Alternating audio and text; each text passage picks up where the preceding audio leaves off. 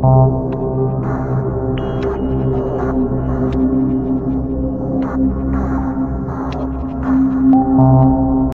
Tracking এড়াতে এবার ভিন্ন পন্থা বেছে নিয়েছে টেকনাফের ইয়াবা কারবারিরা। মজুত ও পাচার নিয়ন্ত্রণের জন্য তারা এবার ব্যবহার করছে ওয়াকিটকি।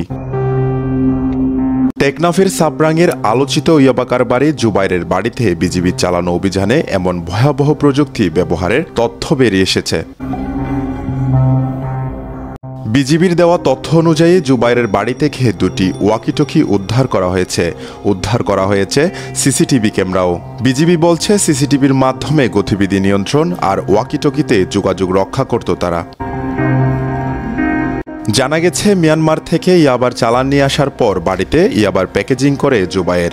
এরপর মোটরসাইকেলে তেলের ট্যাঙ্ক অথবা টিফিন বক্সে করে পাচার করা হয় ইয়াবা। জুবাইরের বিলাসবহুল ও সুরক্ষিত বাড়িটি মাদক মজুত ও বিপণন কেন্দ্র হিসেবে ব্যবহৃত হতো, কিন্তু শেষ রক্ষা হয়নি।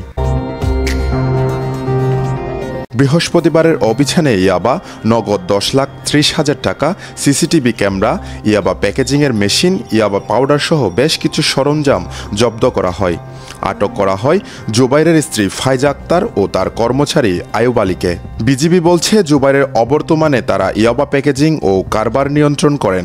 জুবাইরকেও গ্রেপ্তারে বিজিবির অভিযান অব্যাহত রয়েছে বলে জানান টেকনাফ 2 বিজিবির অধিনায়ক লেফটেন্যান্ট কর্নেল আশিকুর রহমান। ইয়াবা ব্যবসার মূল যে হোতা তার স্ত্রী, যিনি এখানে থেকে ইয়াবা ব্যবসা নিয়ন্ত্রণ বা পরিচালনায় তাকে সাহায্য করে, তাকেও ধরতে পেরেছি। তবে কথিত জুবাইরকে আমরা ধরার জন্য অভিযান জারি রাখব। পলাতক জুবাইরের বিরুদ্ধে চট্টগ্রামের কর্ণফুলী থানায় ইয়াবার মামলাও রয়েছে। News desk, Penowa.